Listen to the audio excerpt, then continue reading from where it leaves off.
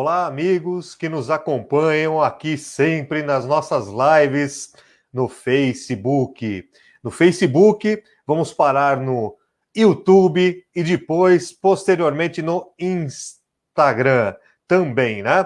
Estamos aqui em mais uma live, começando essa live hoje, no dia 6/6 de 2020, né? Vamos aqui já fazendo o compartilhamento da nossa live, já esperando que as pessoas entrem, nos acompanhem aqui ao vivo e a cores, com certeza, hein? Vamos lá, o pessoal já dando curtidinha aí, o pessoal já curtindo, já ficando de olho. Vamos ver aqui. O pessoal já acompanhando a nossa página, né? A nossa página da TV Channel Network aqui no nosso perfil pessoal, jornalista Ale Ábido. Né? E vamos entrevistar hoje quem gosta de esporte. Vai ter uma conversa muito legal aqui com Júlio Casares. Júlio Casares é uma personalidade do esporte, mas da comunicação também. Diretor comercial da rede Record de televisão, estará conosco daqui a pouquinho aqui no Facebook. Vamos fazer o compartilhamento da nossa live já ao vivo com vocês aqui rapidinho para entrarmos, né? E darmos continuidade na nossa entrevista de hoje. Júlio Casares aqui com vocês, exclusivo, hein? Falando de comunicação, falando de empreendedorismo, falando de esporte. Ele, Júlio Casares, que é mais um candidato à presidência do São Paulo Futebol Clube. Então você que gosta de esporte aí, quer acompanhar, ver as ideias de Júlio Casares, vai acompanhar já já aqui na TV Channel Network, né? Vamos aqui, terminando o nosso compartilhamento, ao vivo para vocês, aqui no nosso Facebook. Bom dia, boa tarde, boa noite, boa tarde a todos que nos acompanham. 16h01 aqui em São Paulo, na TV Channel Network. Vamos lá? Chamar o nosso convidado? Vamos ver aqui. O pessoal já ligado aqui, a Marli Lamarca, o Roberto Ferrari já ligadinho. Júlio Casares. Seja bem-vindo à TV Channel Network, Júlio. Que alegria, Ale. A TV Channel Network é uma satisfação muito grande estar aqui. Acompanho o seu trabalho, um trabalho de muita qualidade. E estamos aqui à sua disposição, dos seus milhares aí de espectadores, através dos seus canais, das suas redes sociais. É uma alegria muito grande poder bater um papo com você nessa tarde de sábado. Não, com certeza. É muito legal ter a sua companhia. É uma honra tê-lo aqui e ouvir o diretor de comercial da Rede Record falar que acompanha o nosso trabalho, realmente é uma honra. Muito feliz por isso, viu, Júlio? Acompanho mesmo. O problema nosso, às vezes, é tempo, né? Porque é tempo. Muitas atividades, mas eu tento ver, sim, as suas entrevistas, principalmente você tem uma versatilidade grande, né? No mundo artístico, no mundo esportivo, empresarial, então a gente gosta de estar sempre bem informado. Não, sem dúvida, né, Júlio? A pluralidade de ideias é muito importante para a gente passar isso ao nosso público, né? O nosso trabalho não é centrado somente numa linha, né? A gente tem arte, cultura, esporte, mundo pet sem dúvida. Aliás, eu vou até fazer uma primeira pergunta para você. Você tem pet? Você sabe, Ale, como eu moro em apartamento já há algum tempo, eu atualmente não tenho, porque os meus filhos não moram comigo. Então, eles têm, né? Lá em Boituva, onde nós temos um sítio, para compensar o que eu não tenho no apartamento, nós temos 37. Nossa Senhora! Aliás, o meu filho vai participar. Vai! Da TV Channel. E ele, sim, ele tem um trabalho forte. Eu gosto de pet, mas eu não tive. Eu tive há pouco tempo um pet aqui, mas a gente acaba não dando atenção pela atividade. Mas faz falta, viu? Eu quero ver se logo eu arrumo um companheiro aqui. Não, os pets fazem bem, com certeza. E o Julinho sabe muito bem disso, né? O Julinho estará conosco aqui dia 9, fazendo a entrevista exclusiva no Alegria de Pet. Vai ser muito bom. A primeira pergunta já foi aí, você não tem pet, mas tem que ter pelo menos um gatinho aí para fazer companhia, Júlio. Verdade, verdade. Viu, Júlio, vamos falar o seguinte, vamos começar aqui a nossa entrevista, mas primeiro vamos colocando aqui, beijo aqui da Marli Lamarca, já acompanhando, Marli Lamarca que trabalha com a Lilian Gonçalves, da Rede Birosca. Sim, conheço a Marli, conheço a Lília também. Aqui acompanhando. O Roberto Ferrari, o poeta do amor, também dando boa tarde para todos vocês. Abraço, Roberto. A Juliana Tortorelli, grande artista plástica, aqui ligadinha também, ó, boa tarde. E o Roberto já fazendo uma pergunta para você, Júlio. Vamos falar variadamente dos assuntos, mas já vamos na pergunta do Roberto. Júlio, você não acha que o jogador de futebol está super valorizado? Eu acho sim. Eu acho que o jogador de futebol, o cantor sertanejo, nós temos hoje, em razão até dessa grande exposição das redes sociais e da própria televisão, uma importância grande. No mundo tecnológico, ou mesmo no mundo do capitalismo e no mundo artístico, é normal e acho que é muito bom que as pessoas tenham o seu valor. Mas eu acho que existem uma supervalorização de determinados segmentos. Sim. Agora, quando você analisa um jogador de futebol, e não é uma defesa dessa tese, o jogador ele tem uma carreira muito curta. E a gente sempre fala do jogador que é supervalorizado, que não é a regra, são as exceções. O mundo do futebol e do esporte em geral tem inúmeros atletas que ganham salário mínimo, 3, 4 salários mínimos, e vivem com dificuldade. É que a gente, é claro, a gente fala muito dos astros da televisão. Agora, uma conta que é importante fazer. O garoto, quando começa numa base de futebol, ele tem lá os seus 12 anos, 13 anos, e a carreira dele vai começar a explodir, hoje até mais recente. Hoje, com 18 anos, ele já está a nível internacional consolidado. Mas é uma carreira que até os 32, 33, ele vai bem. E aí ele termina. Então, é uma carreira também supervalorizada, mas muito curta, né? Mas, enfim, eu acho que essa questão do coronavírus deverá trazer alguns ensinamentos na economia e, principalmente, novos valores, não só de vida, mas valores comerciais das profissões também. Pois é, né? De todas, né? De todas, né? Temos que nos reavaliar com certeza, né? A Meire Aben Atar também, oi, Ale, já está mandando um boa tarde aqui também, a Meire, né? O Roberto mandou um abraço, agradecendo aí a sua resposta aí. Outro Roberto. E deixa eu ver aqui, o Pedro Melo aqui já perguntando. Pergunta para o Júlio como ele pretende alinhar o ganho esportivo com a recuperação econômica no São Paulo Futebol Clube. Essa é uma grande pergunta que o Pedro faz, porque os clubes de futebol no Brasil estão todos numa situação muito difícil. O São Paulo não foge à regra e tem uma situação econômica muito difícil. Mas para que você consiga ganho esportivo, você também tem que fazer um investimento em grande elenco, em grandes jogadores. Mas o que nós pretendemos fazer, primeiro, é uma responsabilidade financeira muito grande, que é tratar dessa dívida como deve ser tratada. Sim. Realinhando o período dessa dívida, diminuindo o custo com austeridade financeira, investindo o essencial, mas também pensando no lado esportivo. O que o São Paulo precisa fazer é priorizar os seus gastos no custo-benefício, ou seja, você, em vez de contratar 5 jogadores com salário astronômico, você pode contratar um com esse perfil e apoiar muito o futebol de base, os garotos que vêm da revelação da base. E esse é a nossa preocupação. Eu acho que com isso, no primeiro momento, você dá uma cara à gestão para que garanta um custeio das suas atividades, pagando a dívida de forma alongada, quer dizer, não dá para se pagar essa dívida de forma muito curta, a curto prazo, mas estabelecendo uma saúde financeira de recuperação que o São Paulo, ano a ano, vai trazendo essa mesclagem do garoto da base, que é um garoto que tem o lado de um custeio mais baixo, mas tem o lado de uma dedicação, de uma devoção ao clube, até pela necessidade dele aparecer, e também mesclado com jogadores de talento incontestável, cujo salário é bem maior do que esses garotos. Bem maior.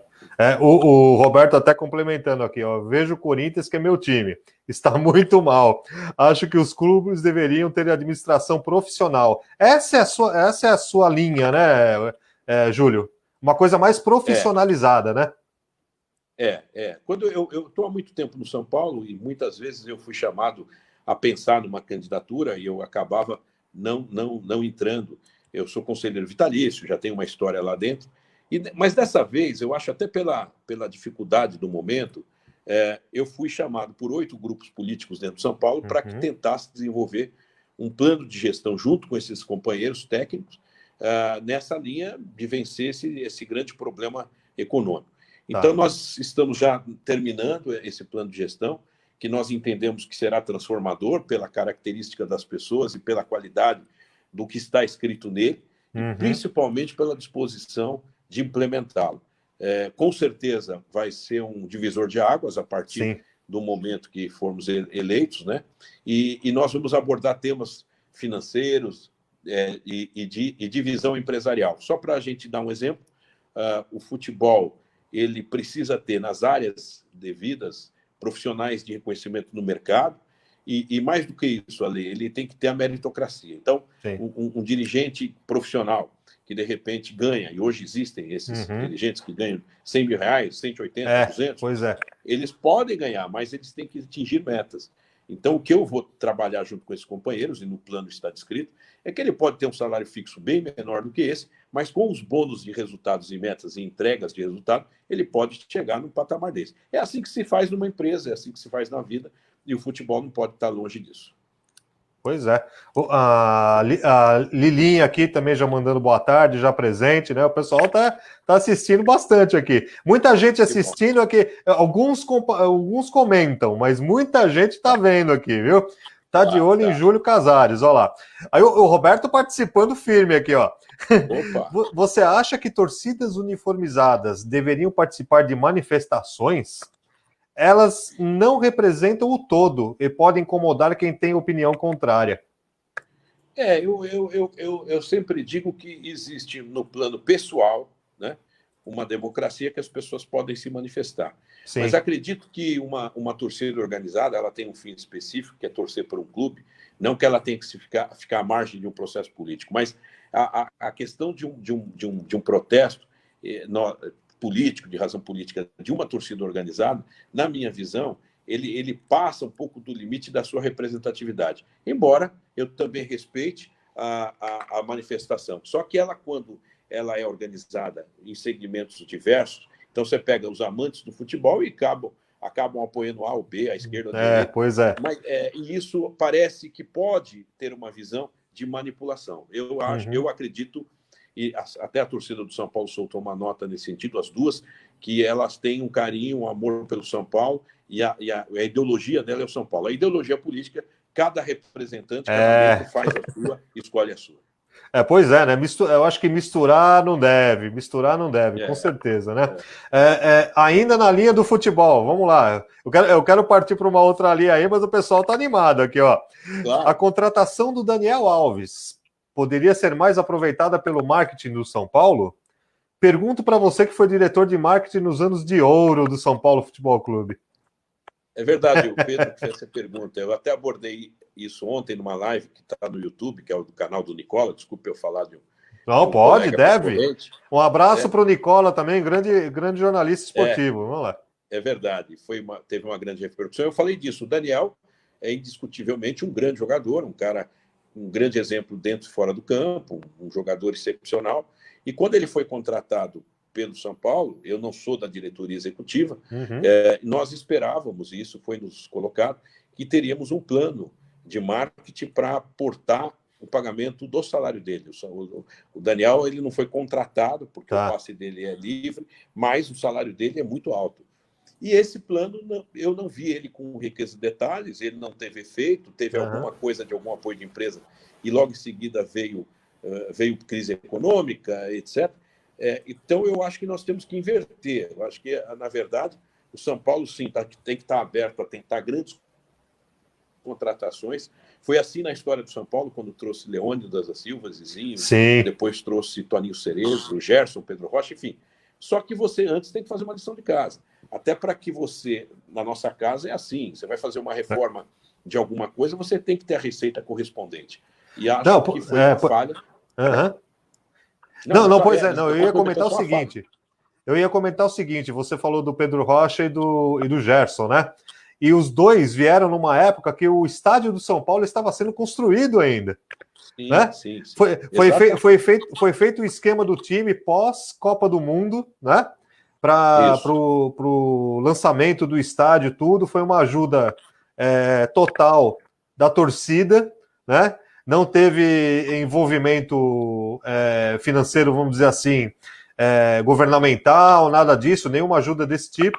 E foi duro para o São Paulo construir o estádio dele, né, Júlio? Muito, muito. Mas você vê que o São Paulo tem no seu DNA uma questão chamada planejamento. O São Paulo abriu mão de ganhar campeonatos, etc., para construir esse que é um estádio referência E no assim mundo mesmo como ganhou, estádio de né? futebol. E assim mesmo ganhou.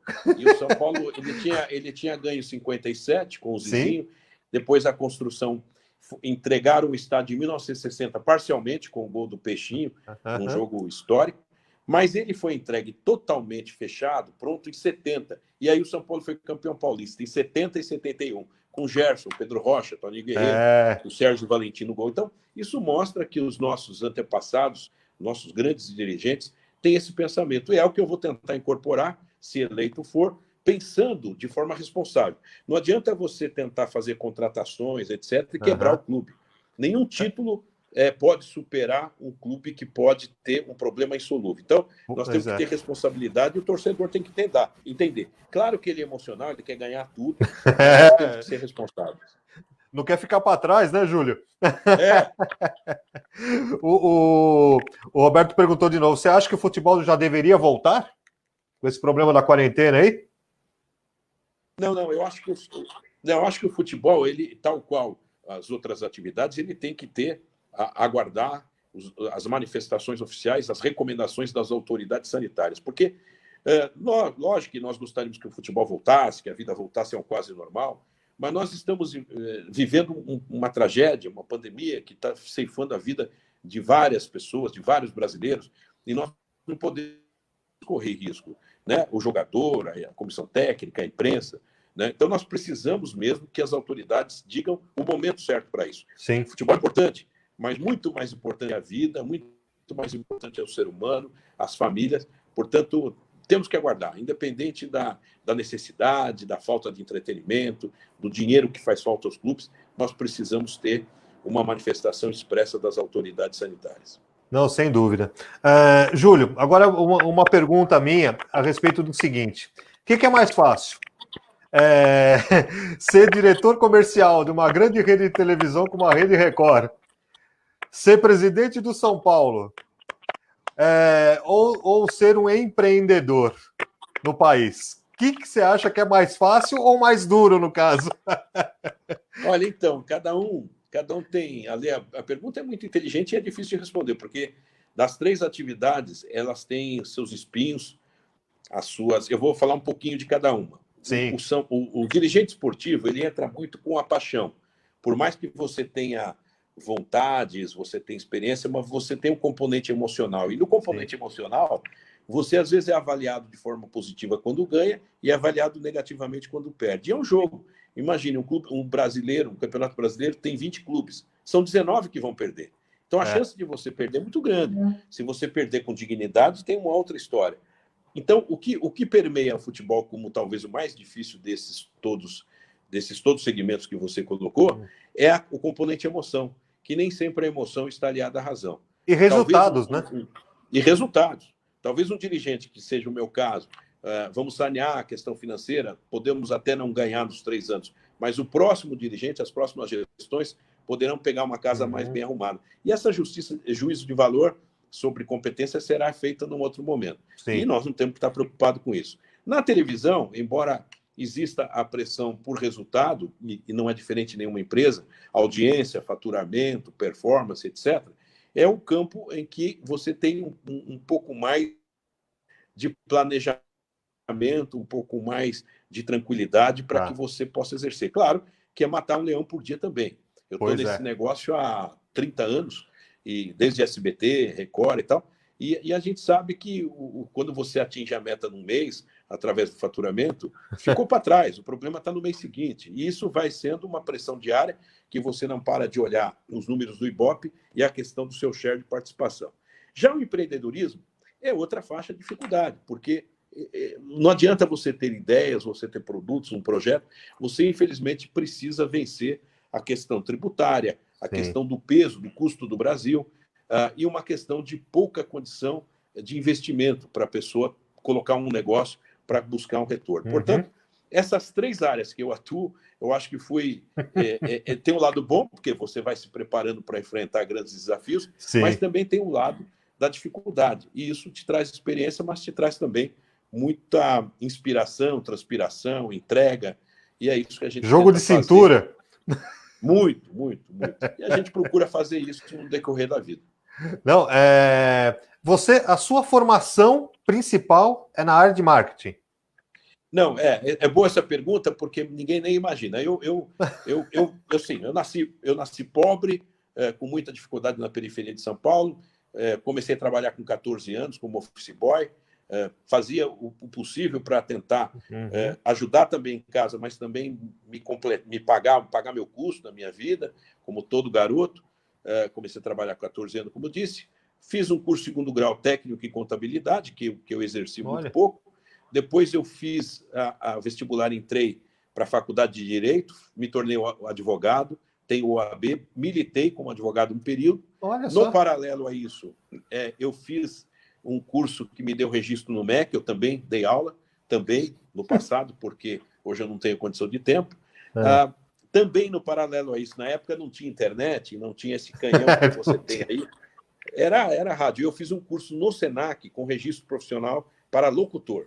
Então, eu trabalhei em rádio, trabalhei na Rádio Boa Nova de Guarulhos, na Super Tupi, quando ela existia, e na Rádio São Paulo, que era do Grupo da Bandeirantes. Então, foi um tempo também muito legal. Fiz um programa comprando um horário como concessionário na FM Imprensa só sobre o São Paulo Futebol Clube. Olha que legal. Questão de amor. Eu assumi que ano isso? Que época é isso, mais ou menos? Isso foi em 95, 94 até 97.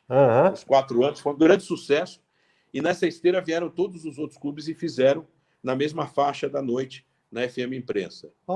E, por fim, onde eu me descobri com mais intensidade, eu fiz publicidade e marketing, já atuando, já chegando para atuar no SBT, quando eu conheci o empresário Silvio Santos e ele me contratou, e eu, então, tenho essas 4 vertentes.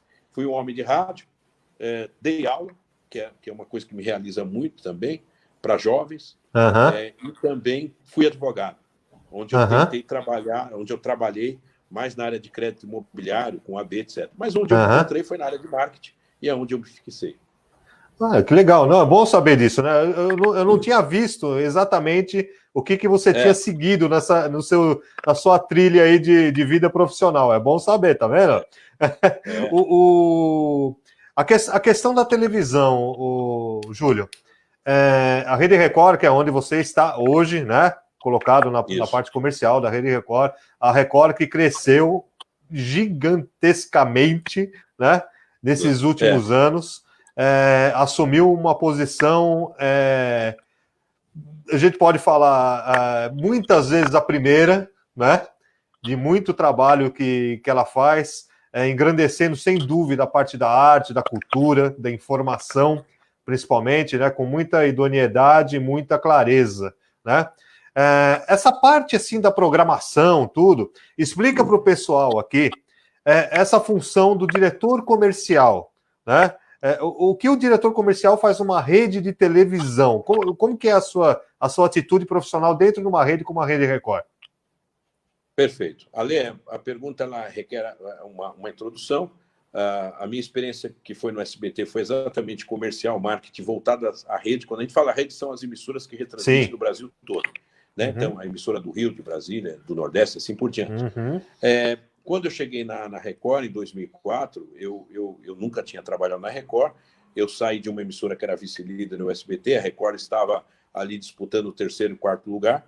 Mas eu senti na Record uma determinação dos seus diretores, dos seus acionistas, que queria fazer uma televisão para prestar serviço, fazer um jornalismo, fazer um entretenimento importante e ser uma emissora realmente voltada ao público comercial, comercial de prestação de serviço. Tá. E aí, para explicar às pessoas, a atuação de um diretor comercial, ela tem que ter uma vinculação muito grande com o mercado anunciante, que são agências de publicidade e as empresas.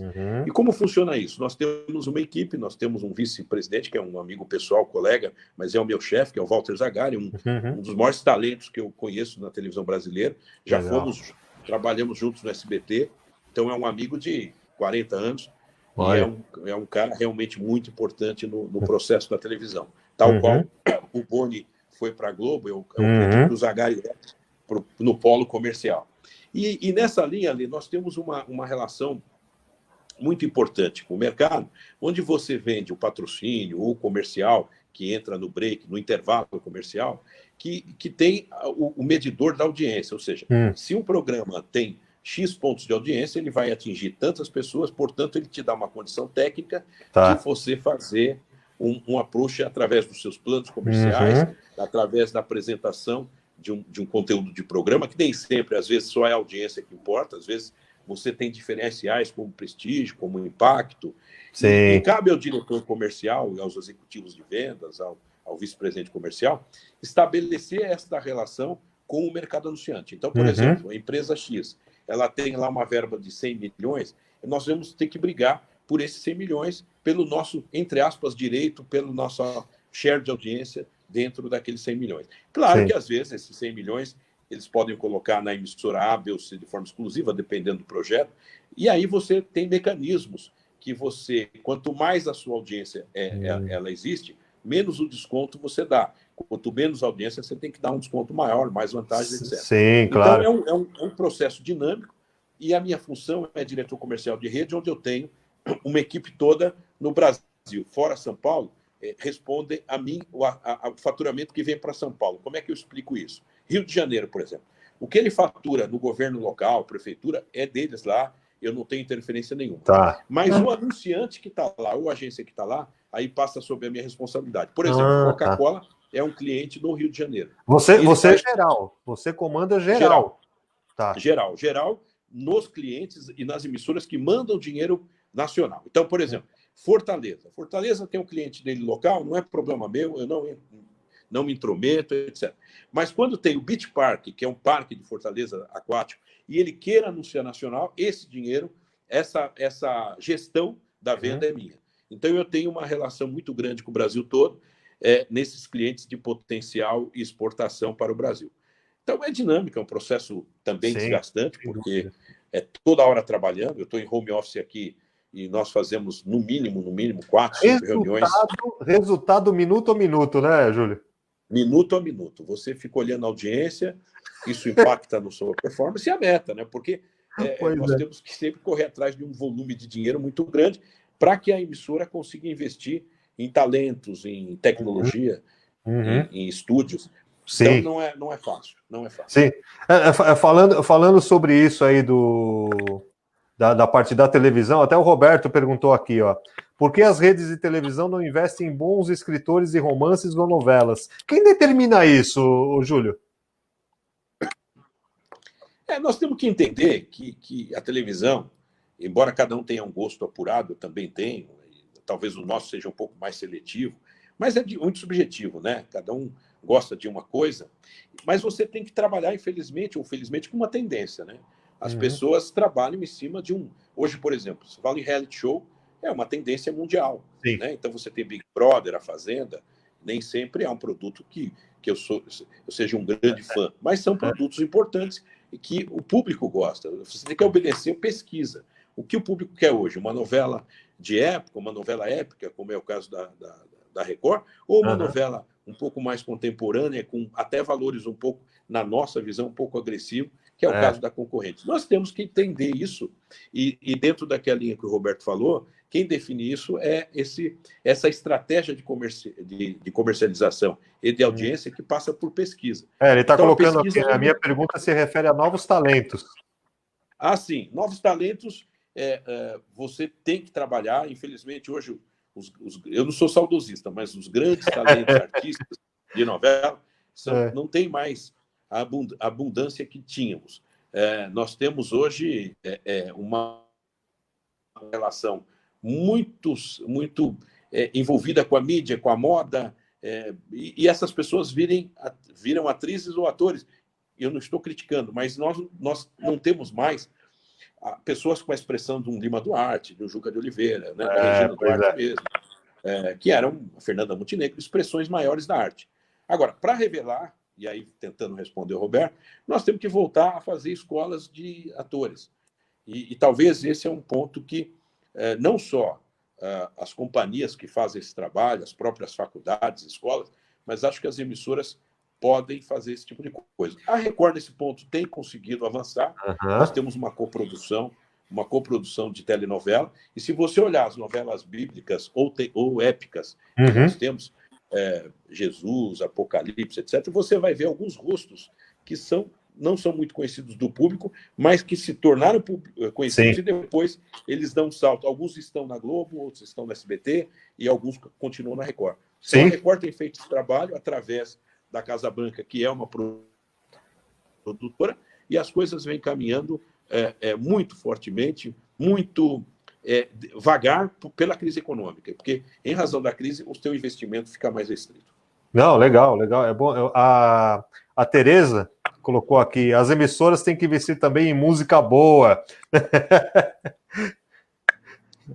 A música, eu sou do tempo, e nós somos do tempo, você é mais novo que eu, que os programas de auditório, você pegar Chacrinha, depois nos bons tempos do saudoso Gugu, Faustão, você tinha música no auditório. Hoje não tem mais. Por quê? Porque não tem mais CD, não tem mais gravadora, hoje é o Spotify. Nós temos que, infelizmente ou felizmente, eu sempre coloco isso, infelizmente ou felizmente, acompanhar o ritmo da modernização. Né? Hoje não tem mais. O primeiro nosso tempo era LP, compacto, simples, CD. Né? Então, como não existe a gravadora que também bancava comercialmente isso, hoje o Spotify, você baixa uma música e você vê de casa. Onde os artistas ganham muito dinheiro hoje? Fazendo shows. Então, você pega essas duplas sertanejas, estão arrebentando de um calendário. E agora, com esse problema da pandemia, estão se virando através de lives. Estão arrebentando nas lives. É verdade. Eu também acho que o vazio que a gente tem de talentos e de boas músicas é imenso. Eu que tive o privilégio de acompanhar o festival de música da Record, e depois a Tropicália, depois MPB, depois Beatles, enfim, é uma fase que nós não temos mais. Pô, mas só com 20 anos de idade você acompanhou tudo isso, mano? Você vê, eu sou um cara precoce, né? Mas eu vi muita coisa boa, né? Outro dia eu entrei eu gosto muito da Simone, entrei numa live dela, então você vê ela cantando com violão lá, é uma coisa que eu não vejo mais hoje, né? Hoje é muito playback, enfim. E eu não vou discutir gosto, porque o funk tem uma aprovação social muito grande. Gosto, mas muita gente faz. Então, eu aprendi com o Silvio Santos que nós não fazemos uma televisão que nós queremos para nós. Nós temos que fazer a televisão do público. E quando o público escolhe, você tem que acompanhar a tendência. Mas o Silvio Santos não liga muito para isso, não, viu? Não liga mesmo, não liga mesmo. Ele mexe muito a grade, né? Mexe muito a grade e quando ele não gosta, viu? É verdade. Olha, em minisséries, vocês deveriam abrir uma concorrência para o tema do momento e assim dar chance. O Roberto falou, né? De novo, a gente esbarra no investimento. Quando você tem uma crise, uma economia muito abalada, como a do Brasil, fazer televisão é muito caro, é muito difícil. E nós estamos passando também por uma outra realidade, né, que são os streamings. Se você vê Netflix, Amazon, hoje você assina e você vê tudo que você quer do conteúdo. Mas a TV aberta ainda, ela tem uma importância muito grande num país como o Brasil, né? Num país com a extensão continental de um território imenso e que tem, através da TV aberta, grandes cases de sucesso. E eu sempre digo que, às vezes, a pessoa quer fazer uma mídia na rede social, na internet, tem o seu valor, tem a sua validade, mas se ele quer vender mesmo e explodir o seu conceito, a sua marca ou o resultado, ele não tem que prescindir da força da televisão aberta. Não, pois é. A Tereza Mota, uma amiga nossa, uma cantora muito boa. A Tereza Mota, infelizmente, a qualidade, se referindo à música e à arte, não é o que vende mais, né? E ela canta muito MPB, né? Ela mantém essa linha da MPB, quer dizer, conserva, né? Muitos artistas conservam essa tradicionalidade. O Roberto é um que apoia muito o MPB, Bossa Nova e música brasileira, né? Que bom, Tereza, que você é uma cantora que realmente eu também sou fã da MPB e acho que a gente... Tanto é que quando você fala de algumas referências para os mais jovens, eles não conseguem entender. Não E não é consegue, culpa deles. não Não conseguem consegue. entender, então é difícil. Eu vou muito em shows, né? Claro que agora não. Aham. Mas eu vou muito em shows. Então, outro dia eu fui num show da Joana, por exemplo. Quem lembra da Joana? Uma grande intérprete, também Sim, compositora, né? Simone, que nós acabamos de falar. Então, é claro que eu também vejo novos valores, mas é muito mais difícil, né? Você comparar com a força de um Djavan, de uma Rita Lee. Mas são mudanças geracionais que a gente tem que acompanhar também para não ser um velho chato, rabugento, que fica só falando do saudosismo. Infelizmente, nesse país, as boas músicas deram lugar ao funk, que não é sinônimo de cultura. Pois é, né? É, É isso que a gente acabou de falar aqui, Roberto. Com certeza. Eu quero que você dê uma resposta para um amigo nosso, ele é poeta, tá, né? Ele é poeta, tá. tudo, só que ele escreveu assim: Dali Verdão. O que você fala para ele? Olha, Marco Antônio o, Alvarenga, grande amigo, poeta, amigo nosso. Verde, ele é Ô, verde. Marco, sinceramente eu respeito muito os clubes co-irmãos. Até Sim, porque a história do futebol, ela vive do sucesso de das grandes todos. marcas. O Palmeiras, eu conheço futebol de perto, o Palmeiras teve grandes clubes da academia e na década de 70 era o meu maior rival, porque o Palmeiras tinha Leão, Eurico, Luiz Pereira, Alfredo Zeca, Dudu e Ademir, Edu, Leivinha, César e Ney. Essa é a escalação do Palmeiras da época e que era uma grande rivalidade contra o São Paulo na década de 70. Então eu respeito muito. Tive um grande amigo de infância que jogou no Palmeiras, que hoje está na Itália, que é o Gerson Cassapa, um médio volante. Olha que É, legal. jogou na infância comigo, que eu cheguei a jogar um pouquinho de futebol. Mas Opa! depois não tive condição, depois É, tive problemas nos dois joelhos, operei os dois joelhos. Mas o caramba. Gerson, até hoje, eu converso muito com ele, ele lá de Bari, na Itália, Ele ficou por lá, foi né? ficou por lá e tem um filho que joga muito bem, Sim. talvez consiga acompanhar a carreira do pai aí.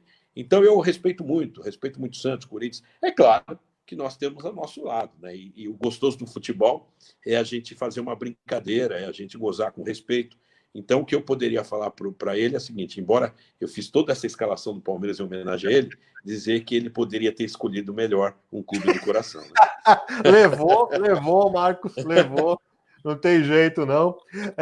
Júlio, a gente falamos aí da sua experiência.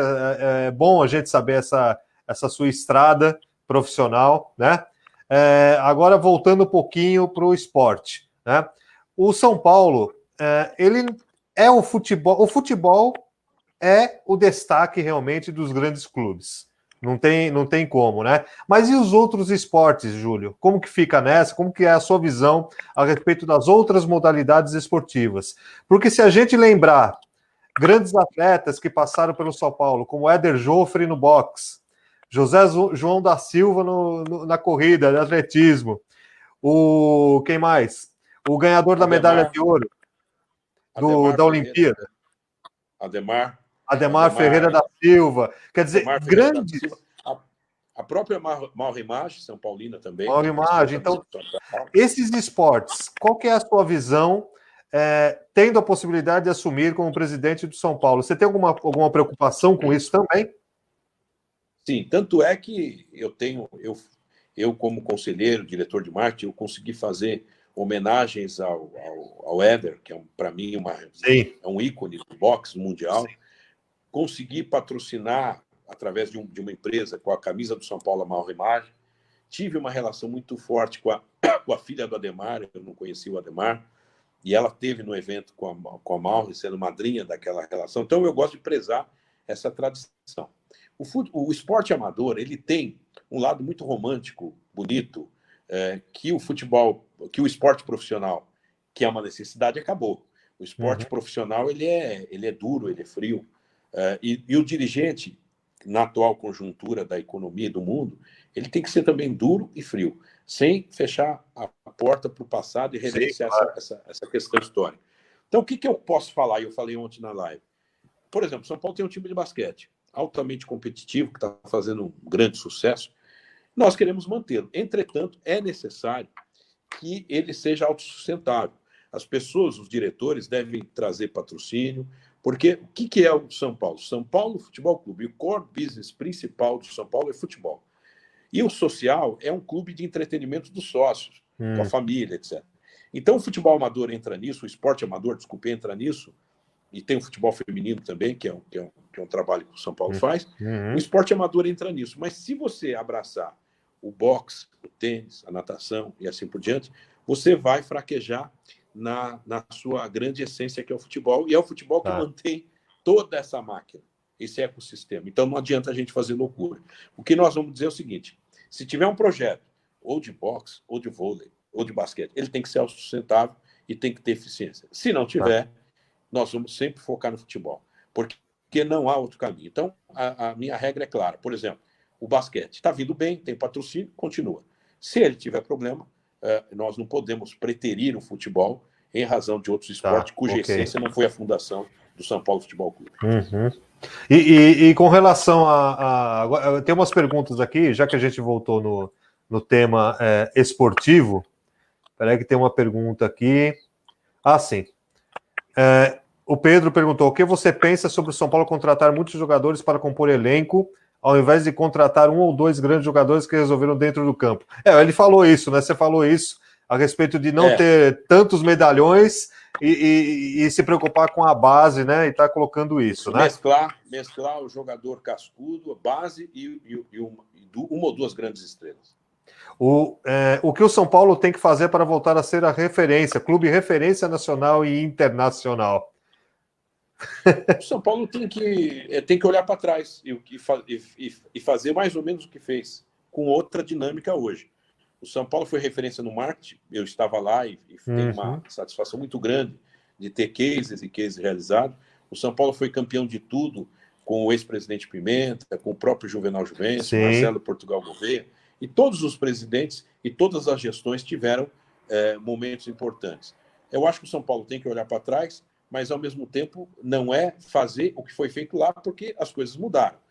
Hoje é estabelecer um profissionalismo, readquirir credibilidade no mercado, através do exemplo dos seus dirigentes e através, principalmente, num plano de governo e de gestão que possa atrair investidores, empresários que são São Paulinos e trazer um pouco de vanguarda, de modernidade e ousadia. O São Paulo sempre fez isso e voltará a fazer. Nós temos que olhar exemplos do passado e imprimir com as características do presente e do futuro.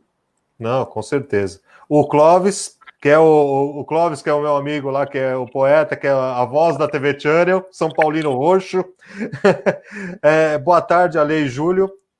Como candidato a presidente de São Paulo, como analisa a atual situação financeira e observa essa constante necessidade de vender nossas joias do que permanecer com eles e conquistar títulos?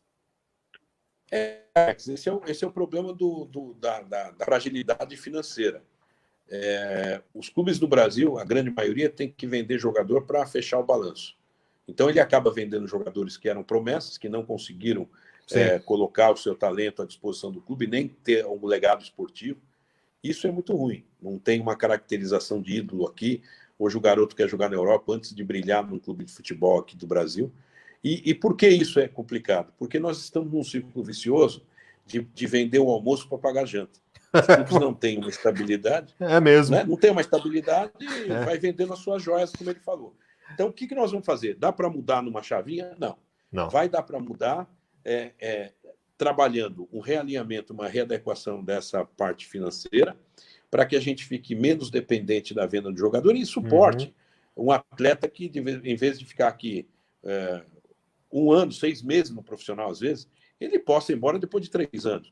Agora, não é fácil, por quê? Porque hoje o mundo empresarial tem uma lei chamada Lei Pelé que protege o empresário de futebol e o atleta. Então, o clube como São Paulo, que forma, investe no jogador desde os 12 anos, etc. Quando o clube revela esse jogador para ter resultados esportivos e depois um retorno financeiro, acaba não tendo tempo, porque o empresário tem pressa em vender o garoto diferenciado, a lei permite as garantias mais para os empresários e para os jogadores do que para os clubes formadores. Então, precisa ter uma revisão da legislação, e enquanto não vem essa revisão, os clubes têm que tentar amarrar em contratos, o que não é fácil. Quando você tem um jogador de futebol ou um artista de televisão que quer ir embora da sua empresa e quer arrumar para outros lugares, você não vai segurar um funcionário descontente. Então, nós vivemos Pois nesse é. mundo e o cara não quer. Antigamente, no meu tempo, pô, o garoto, o sonho dele era jogar no São Paulo, no Corinthians, Palmeiras, depois para a seleção brasileira. Hoje ele é assim, quero ir para o Real Madrid. Não fala nem dos clubes brasileiros. Hoje o garoto com 15 anos Fácil. tem um empresário, tem 2 agentes de comunicação. Essa é a realidade. E aí, ele passa com o celular aqui, com outro celular com o cara, o outro empresário, o outro assistente. O tempo do Pelé, desses grandes atletas, não tinha isso. Ah, mas isso é a profissionalização. Foi o que eu falei. É a necessidade, mas é uma questão fria do futebol, do esporte. Isso. Mas nós temos que nos adequar.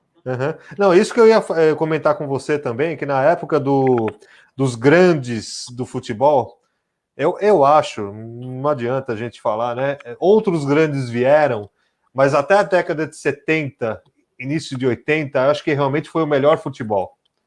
Foi o melhor futebol, foi a melhor parte da história do futebol brasileiro.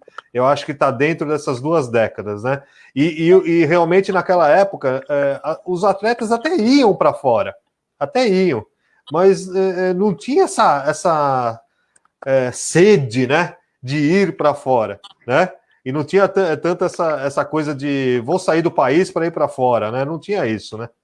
Não tinha, não tinha. E o que você falou é verdade. Agora, com essa questão da paralisação do futebol, as redes de TV paga, principalmente, reprisaram grandes jogos, né? E eu ligava às vezes para o meu filho, falava com outro amigo, pô, vê aí a seleção de 70, você vai ver o que é futebol. E eu tive a felicidade de ver o futebol na década de 60 um pouco, e de 70 muito. Na década de 70 foi espetacular, como você falou, até 80, começo de 90. E era um futebol muito arte, muita Sem dúvida. técnica, muito amor à camisa, né?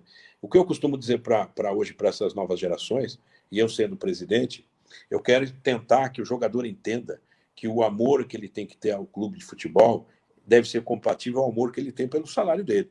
E ele tem que ter um grande exemplo, que é o seguinte: nós, dirigentes e torcedores, quando perdemos um jogo, seja qual for o jogo, nós ficamos muito tristes, vamos dormir chateado, demorando para dormir e tal. Eu não suporto ver um jogador que, quando perde para um arquirrival, termina o jogo, ele troca a camisa rindo, como se nada tivesse acontecendo, como se a derrota fosse algo normal. Pois é. A derrota tem que ser encarada como algo possível, mas não normal, porque ele é profissional para ganhar, ele é profissional para competir. Então ele tem que ser, no mínimo, e ficar contrariado, triste, chateado, e depois ele troca a camisa, o roupeiro vai levar a camisa para o outro lá entregar, mas eu não admito ver jogador sorrindo após uma derrota difícil para um arquirrival. Pois é, né? O amor pelo esporte foi trocado pela moeda, né, Júlio? Sim, sim. E aí, Ale, também, a gente sabe outras... do profissionalismo, a necessidade de ganhar, de receber, como qualquer profissão, né? Mas aquela gana, aquela vontade, realmente, o futebol apagou muito isso. Infelizmente. E existe ali uma coisa que um clube de futebol ele tem que estar presente. Quando ele revela um jogador, ele tem que entender que ele está revelando um craque, tudo bem, mas um cidadão. Então, o São Paulo tem essa meta e faz muito bem feito lá em Cotia. Mas também o São Paulo tem que incluir os novos personagens dessa história. As mulheres, por exemplo. Hoje as mulheres representam, no mínimo, assim, chutando sem uma pesquisa mais atualizada, pelo menos 30%, 20%, entre 20 e 30%, de torcedores no clube, pela simpatia, por presença no estádio, por compra de produto, por apreciar o futebol, por jogar o futebol, por futuramente ser uma gestora. Eu fiz uma live semana agora com uma grande jornalista portuguesa, Mariana Cabral, do Jornal Expresso, que foi treinadora, jogou futebol e hoje ela é uma grande jornalista. E foi uma live muito valiosa, porque nós discutimos o papel da mulher, não só no esporte, mas na sociedade. A mulher de perseguição. Futebol, o esporte. Voltou. Pode ser uma alavanca para. Repete de novo que deu uma falhadinha aí, Júlio. Por favor. Tá. Então, da entrevista com ela. Dessa live que eu falei, que eu participei com a Mariana Cabral, nós discutimos o papel da mulher dentro do esporte, não só como atleta dentro do campo, mas também fora, também como torcedora, como cliente. E esse trabalho voltado às mulheres, eu estou desenvolvendo no nosso plano de gestão. A mulher ela precisa ter uma camisa adequada, que hoje ela não encontra, ela precisa ter um conforto dentro do estádio. E essa mulher, cuja a inteligência é bastante importante, né, no nosso convívio, ela tem que também trabalhar dentro de uma responsabilidade social para as outras mulheres. Então, nós vamos tentar estabelecer dentro da nossa atividade uma convicção de que a mulher e o jovem são papéis importantes dentro de uma concepção de visão do esporte no São Paulo e no Brasil. Pois é. Deixa eu ver aqui. Espera um pouquinho, tem uma pergunta aqui. O Gilson Silva tinha colocado: qual a sua estratégia para o aumento de receitas e não depender apenas de TV e venda de nossas joias? Então, você tem que fazer um planejamento e um plano diretor a longo prazo. Quando eu cheguei no marketing do São Paulo, foi numa necessidade parecida como essa, e a primeira ação que nós fizemos no marketing foi criar um grupo chamado Grupo de Executivos São Paulinos, onde nós trouxemos na época, dois tipos de característica, né? O amor ao São Paulo, desse torcedor, do mercado publicitário, e o know-how no que ele fazia e a gratuidade. Então, foi uma alavancagem onde nós conseguimos readquirir uma credibilidade no mercado e as coisas começaram a marchar. Então, o São Paulo teve uma recuperação financeira e revelou jogadores, teve que vender também, mas condição de comprar. Foi uma época de ouro. Estou falando de 2005, 2006, 2007, 2008. Foi um grande período. O que nós vamos ter que fazer agora, e talvez não naquela velocidade, porque o mundo é outro e o São Paulo realmente está muito atrasado em alguns quesitos, é refundar algumas atuações. O sócio-torcedor do São Paulo ele é pífio, o marketing do São Paulo, por mais que as pessoas sejam bem intencionadas, e tem gente boa lá, ele precisa ser um pouco mais ousado, mais agressivo, mais proativo, e com isso você vai aumentar um pouquinho a sua bolsa de receita. Agora, é claro que ainda a receita de televisão ela é fundamental, a receita de venda de atletas ela é um componente, não tem como sair disso a curto prazo. A longo prazo é estabelecer um pouco mais o valor da marca do São Paulo e ter uma atuação em vários projetos, inclusive do sócio-torcedor, que para mim deve ser o carro-chefe. É isso. O Jorge Guerra, nosso amigo repórter Pet, abraços do repórter Pet, que é São Paulino de coração, sou fã da família Casares, é grande amigo do Julinho, né? O Jorge Guerra é grande amigo do Julinho também, acompanha também o trabalho do Julinho. O Pedro colocou... O Jorge faz um grande trabalho, é um grande São Paulino, faz um grande trabalho nesse mercado pet, eu também acompanho, quero dar os parabéns a ele. Eu entrevistei ele essa semana, essa semana também, foi ótimo. Um abraço para você, Jorge. O Pedro colocou assim, né? Caso eleito, você pretende manter o Lugano, o Raí ou o Alexandre Pássaro? Ele não pôs Pato. São homens que... São pessoas que estão lá, trabalhando com seriedade, afinco, mas eu não tenho condição de falar nada a respeito, porque essa é uma avaliação. Eu tenho o hábito de avaliar alguma coisa na obra pronta, na obra feita. Eles estão ainda no meio de um trabalho que deve ser avaliado no momento certo. Portanto, após dezembro, e se eu vencendo eventualmente a eleição, que esperamos que sim, nós vamos avaliar com muito critério, não com achismo, mas com critério técnico do custo-benefício da atividade. Se deixou legado esportivo, se deixou legado financeiro, e esse cruzamento é importante. Claro que Lugano, Raí são ídolos maravilhosos, com certeza. Um bom profissional, mas a avaliação é profissional, não é pela imagem do que a pessoa foi, do que a pessoa representa como ídolo, que são ícones da nossa história, mas deve pesar o resultado do trabalho efetuado. Não, pois é. O Kleber William Queiroz. Senhor Júlio, se tornando presidente, pretende trazer alguns benefícios para os colaboradores do São Paulo? Essa coisa do sócio-torcedor, acho que tem a ver com isso, né? Eu quando fui diretor de marketing, criei as embaixadas são paulinas, que existe até na Austrália, tem uma, que eu fiz uma live com eles. Criei a responsabilidade social do São Paulo Social, com uma ativação muito grande para os colaboradores. E vetores de projetos, tal qual o batismo tricolor, nós mudamos a cara do Morumbi. Quem não se lembra do Morumbi antigamente, o Morumbi hoje tem restaurantes, né, unidades de negócio. Isso foi eu que criei com o Morumbi Concept Hall, que eu me orgulho muito. Então, o que eu fiz no marketing, quem fez alguma coisa poderá repetir, sim. De uma forma agora com maior condição, porque na presidência você pode organizar um time, né, profissional para que exerça esse trabalho em conjunto. Deixa eu ver aqui. O Carlos Alberto Camargo colocou assim: Ale e Júlio, será que este sentimento de entender a derrota como algo natural está relacionado ao salário pago? Olha, Carlos Alberto, eu acho assim, eu acho que tem aí várias nuances, né? Claro que o jogador ele não tem um inimigo, ele tem um adversário, tem que conviver. Mas antes disso, ele tem que ter um sentimento muito grande, a torcida, aqueles fãs que trabalham com o produto e etc. E às vezes essa razão do alto salário pode incorporar que tanto faz, né? Porque amanhã, ele sendo craque, se ele não tiver no São Paulo, ele vai ter lugar em outros clubes de futebol. Então, agora, também o salário faz parte do mundo capitalista e da profissão, que a gente não tem como questionar. O que precisa é trazer uma filosofia diferente. Eu acho que o exemplo sempre vem de cima, e quando eu falo isso, sem dúvida, sei que eu recebo milhares de elogios, porque é o sentimento do torcedor, é o sentimento meu. Sim. Quando eu estou aqui em casa, não estou no estádio, estou vendo um jogo, e nós perdemos mal, e eu vejo um atleta tendo esse comportamento, eu demoro para dormir pelo menos 3 horas. Olha só. Eu não fico bem. Eu não fico bem. Então, eu acho que esse tipo de coisa o torcedor também não sente. Então, nós precisamos, Carlos Alberto, tentar fazer uma transmissão e exercer uma nova filosofia de comportamento, conduta e o amor à camisa. Ô, Júlio, eu ia te perguntar uma coisa.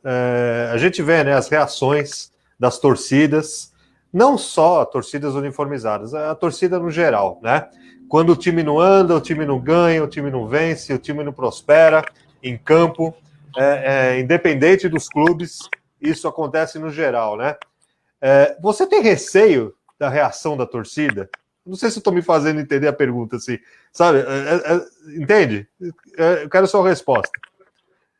Olha, eu acho que assim, claro que todo ser humano tem seus medos, né? Seus receios. Deus me privou da omissão.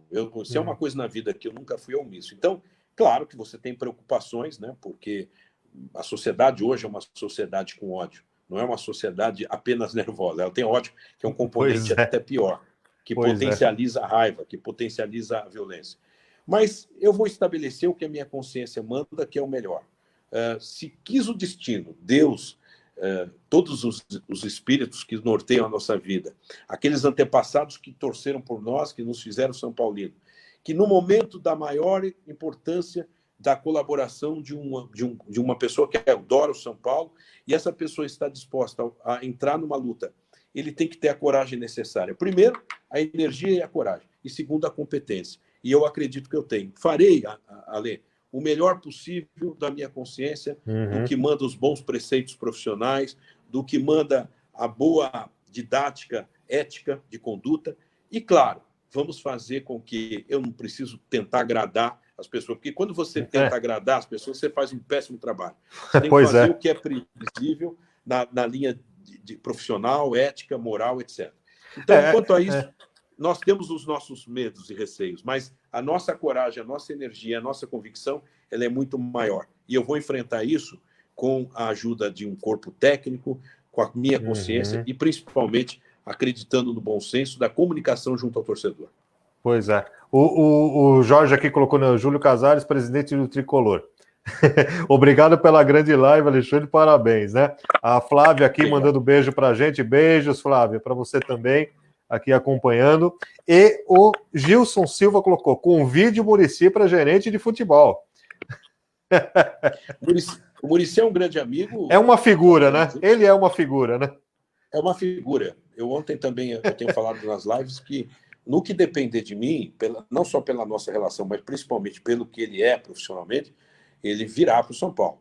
Ele é a cara do São Paulo, né, Júlio? É a cara do São Paulo. Agora, por que eu não falo nada antes? Por quê? Primeiro, hoje ele é um cronista esportivo, que tem seus compromissos.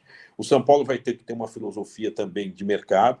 E nós vamos ter um momento que nós vamos conversar. Eu tenho constantes conversas com o Muricy, não desse detalhe, mas ele sabe o que eu penso a respeito dele, e vai chegar no momento, lá na frente, que nós vamos ter que conversar para sentir o quanto ele está disposto a ter essa filosofia de realidade do São Paulo e como... Opa, deu uma paradinha aí. Espera aí um pouquinho. Volta aí um pouquinho. Vai lá. Tá. Vai lá. Não, Vai, fala aí. O que eu tenho dito é que eu tenho conversado muito com o Muricy, e vai depender muito da visão que ele tem. E nós temos do momento do São Paulo, das nossas restrições, e também da profissão que ele abraçou, onde ele trabalha Sim, com muita eficiência. Então, é uma sim. decisão que tem que ser na frente. Agora, não tenha dúvida que ele está na minha agenda, está na minha pauta. Não, com certeza, né? Não, é claro que você não vai falar, né? Mas ontem eu vi usar como exemplo, né? Ontem assistindo a live que você fez com o Nicola, né? Uma pessoa até perguntou, o Nicola falou assim: eu não sei se eu não estou sabendo de nada, o que está acontecendo no do Kaká, né? Então, se você quiser falar novamente aqui. O Kaká é um garoto que começou no São Paulo jogando no social, desde garotinho. O Kaká, além da figura humana, que é da sua família, ele também é outro que tem o DNA São Paulino, tem a cara do São Paulo. O Kaká agora vai um filho novo, né? Mais um filho, casado recentemente, tem as suas prioridades de vida, né? Uhum. E que eu acho que tem que ser muito respeitado. Mas Claro. ele tem uma coisa muito importante, com quem eu falei um tempo atrás. Ele está fazendo um estágio no São Paulo, se preparando. A pessoa, quando se prepara, ela está obstinada a exercer desafios no campo gerencial de gestão.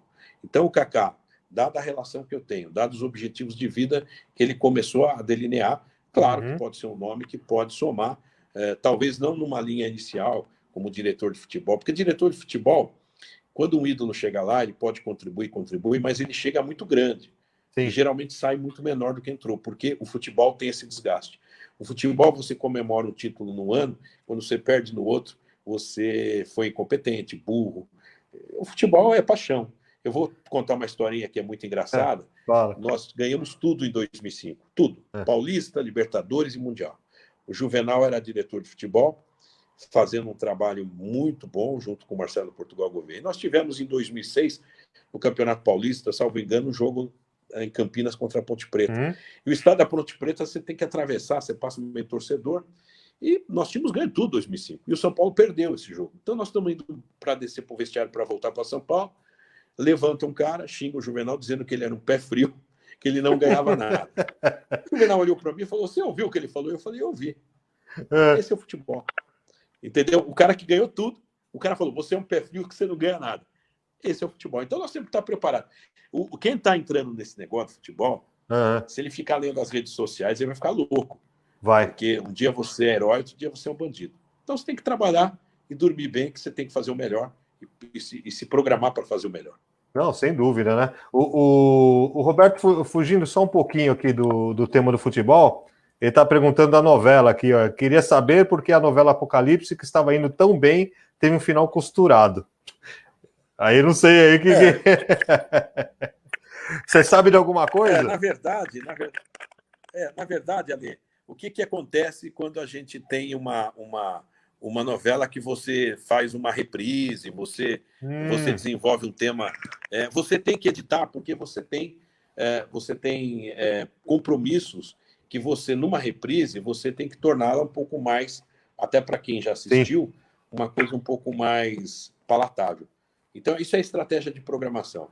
E eu aprendi na televisão que, assim como no futebol, ou no seu negócio aí que você também tão bem faz aqui com a gente agora, Obrigado. a gente tem que ter uma linha de raciocínio de que a estratégia ela é feita, ela é bem feita, principalmente com as pessoas que estão naquele negócio específico. Porque, voltando a falar do Silvio Santos, né? O Silvio Santos é um exemplo, fala né? assim: a gente não pode fazer a televisão para a gente. A gente tem que fazer a televisão para as pessoas. Pois é. Não, pois é, tem que. Eu tô aqui, eu tô falando com você, tô prestando atenção no que você tá falando aí, só que eu tô preparando um negócio aqui, já pensando no tema futebol, Júlio. Eu falei para você que você ia fazer uma escalação, né? Que você ia fazer uma escalação. Eu tô dando umas opções aqui. Aí você vai me auxiliar aí também, por esquecimento aí. Né? Às vezes você esqueci de alguém, né? Os nomes, né, dos jogadores, né? Mas eu quero que você me ajude aí. Eu vou dar opções para você, né? Aí você vai Tá. falar, eu quero a escalação aí entre, vou dar opções. Se não for algum deles, você fala quem? Zete, Gilmar e Valdir Pérez no gol. Quem que você escolhe? Pô, essa é a pior das perguntas, porque eu falo assim, tem que ser os três, mas não dá. Não dá. Rapidamente, eu acho que o Zete teve uma carreira mais exitosa. Depois, o Valdir Pérez, que já faleceu, foi meu grande ídolo quando garoto. Então, eu tinha pelo Valdir Pérez uma idolatria muito grande. Mas eu vou ficar com o Zete, porque ele realmente conseguiu coisas que os outros não conseguiram. Agora, e o Rogério Ceni não entra nessa, não? Claro que entra. O Rogério Ceni nem pus, meu filho. Porque ele, para mim, é o concurso. Ao concurso, é verdade. Independente de time, torcida ou não, eu acho que ele foi querido por todas as torcidas. Né? Então, é um exemplo, sempre foi um grande exemplo, né? Como jogador, né? E sem dúvida marcou bastante, né? Mas entre os três, você escolheu o Zete, né? Zete. Lateral direito, Getúlio, Cicinho ou Cafu? Eu gostava muito do Getúlio, mas Cafu. A zaga, você escolhe dois: Oscar, Ronaldão, Dario Pereira e Roberto Dias. Tem que escolher dois, né? Dois. Oscar e Dario Pereira. A maior dupla de zaga que eu vi jogar. Anos 80. Menção honrosa ao Roberto Dias. Anos 80, né? Anos 80. Lateral esquerdo, eu me fugiu o nome agora, mas eu coloquei Marinho Chagas e Nelsinho. Nelsinho, grande jogador, mas acho que o Marinho Chagas, pelo que ele representou, foi um jogador maravilhoso. Morreu numa situação muito difícil, mas um grande jogador. Podia pôr aí o Serginho, que foi um lateral esquerdo que foi depois para o Milan, o Júnior e tal. Mas o Marinho Chagas, para mim, ele representa um futebol romântico da década de 70. 70, né? Aquela época da Copa de 74, tudo, né? Também, isso, né? Isso.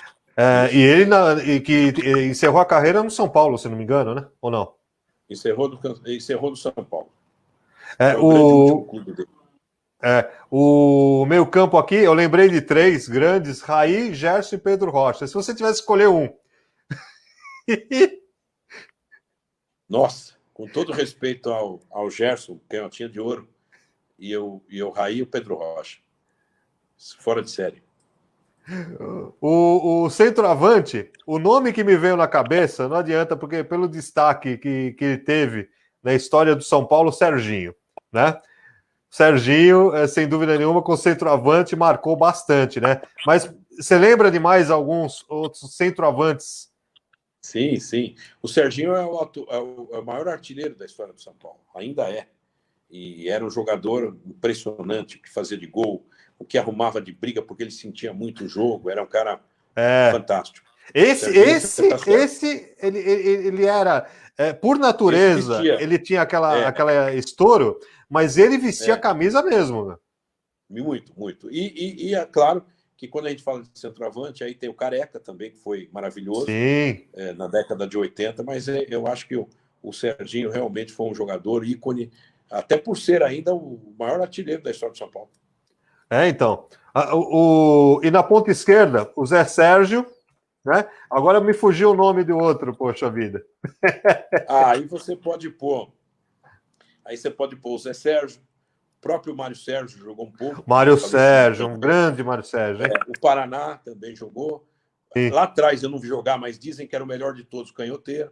Mas eu acho que se eu pudesse, embora eu adoro o Zé Sérgio, bati muita palma para o Zé Sérgio jogando, mesmo eu não vendo o Canhoteiro jogar, dizem que é um negócio assim impressionante, que era o Garrincha nosso do lado esquerdo. Então, eu vou de Canhoteiro para fazer esse reconhecimento aos saudosos do futebol. Agora eu quero ver o que você vai falar. Eu tô lembrando aqui, só tô escrevendo. Técnico. Tele. Esse não precisa nem falar nomes. Muricy, Cilinho e Paulo Tuori. São todos ótimos, mas o Tele está numa posição tão maior que é o Tele. e o Muricy em seguida. Mas o Muricy foi auxiliar do Tele. Então, o Muricy então. ficaria como discípulo do Tele. Mas é o Tele, o grande técnico da história do São Paulo. Pois é, né? Não, e o Muricy também no meio-campo também, né, o Júlio? Sim, foi um grande jogador, meia-direita na época, era o camisa 8. Meio-direita, ele jogaria. Jogou junto com o Pedro Rocha, né? Pode falar de outros jogadores, como o Chicão, que foi maravilhoso. Sem dúvida. Roberto Dias no meio de campo, dúvida. também, ou na zaga. Enfim, o São Paulo dá para escalar 4 times. Pois é, né? Uma seleção, né? É. É uma seleção histórica, realmente. Ô Júlio, a gente fazendo essa escalação aqui, eu sei que você tem outros compromissos, outras lives aí. O homem não para conseguir uma vaga com esse cara. Olha, é difícil, viu? Não, mas uma alegria muito grande aqui. Realmente, mas ele deu jeito, tem lives, ele deu jeito. Tem reuniões e tal, então eu vou ter uma agora às 19h30, através também do YouTube com a torcida Dragões da Real, com o André, que é um grande São Paulino. Então, 19h30 eu estou lá. Então, eu vou ter que daqui a pouco realmente sair, mas eu quero dizer, Ale, que eu estou muito feliz, parabéns pelo programa, pelo espaço. Obrigado. Depois você me manda o link direitinho, que depois nós vamos também, além de você postar, nós vamos postar e nós vamos compartilhar, porque foi um bate-papo muito gostoso. Não falamos só de futebol, falamos de empreendedorismo, de televisão, falamos da sociedade civil como um todo, e eu fiquei muito feliz de participar. Parabéns a você, obrigado pela oportunidade. Olha, eu tô honrado aqui. A gente treme na frente desse homem, viu? Porque, Imagina, olha, esse cara tem muita experiência e sem dúvida alguma, é uma honra, Júlio, tê-lo entrevistado, estar com você aqui na TV Channel Network. E a gente torce aí que se dê bem aí nos seus objetivos. A gente torce pelo bom futebol, pela boa estrutura, pelo bom trabalho, independente dos clubes. A gente quer o futebol brasileiro forte, né? Então o esporte precisa estar forte. A gente precisa disso também, além da sociedade fora, o esporte que esteja forte e entregue realmente a um bom objetivo, né?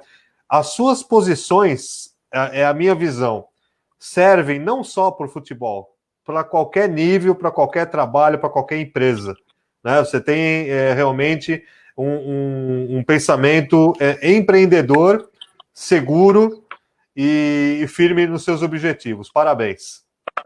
Obrigado, Ale. Eu deixo aqui um abraço à sua grande audiência, milhares de espectadores através da TV Channel. Eu fico muito feliz, estou sempre às ordens. E eu torço também muito por você, porque acho que um comunicador como você, que é um empreendedor também, precisa ter o apoio não só das pessoas. Suou, eu sei da dificuldade, mas você tem feito um trabalho muito bom. E eu sou um seguidor e vou assistir dentro das próximas entrevistas com muita verdade, porque eu aprecio o seu portfólio de entrevistados. Ele cada vez melhora mais, tem muita qualidade, é versátil, e é isso que faz bem no entretenimento. Grande abraço. Um conselho desse, não quero mais nada. Nossa Senhora. Grande Júlio, abraço, hein? Um grande abraço. Foi muito bom. Abraços tricolores a você, né? Saudações tricolores. Saudações tricolores aí, mas todas as torcidas, sem dúvida alguma, reverenciam o bom trabalho e o bom objetivo ao esporte. Boa sorte, parabéns. Muito obrigado. Obrigado. Grande abraço, bom fim de semana.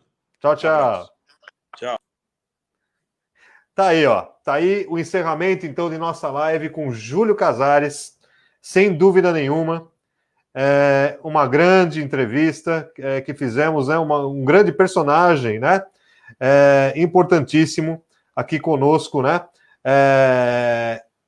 Entrevistando na nossa live, né? A gente agradece muito a participação de todos e um grande abraço a todos vocês. Fiquem com Deus e aqui na TV Channel Network acompanhem. Quer ver? Ó? Eu coloquei aqui o nome que eu coloquei de jogador. Tá aqui, ó. Acompanhem tvchannel.tv.br e no canal do YouTube. Esta entrevista será colocada em breve, daqui a pouquinho, TV Channel Network. TV Channel Network no canal do YouTube. Tá legal? Então, um grande abraço a vocês. Muito obrigado por nos acompanhar sempre. Tchau, pessoal. Fique com Deus. Obrigado. Grande beijo a todos. Tchau, tchau.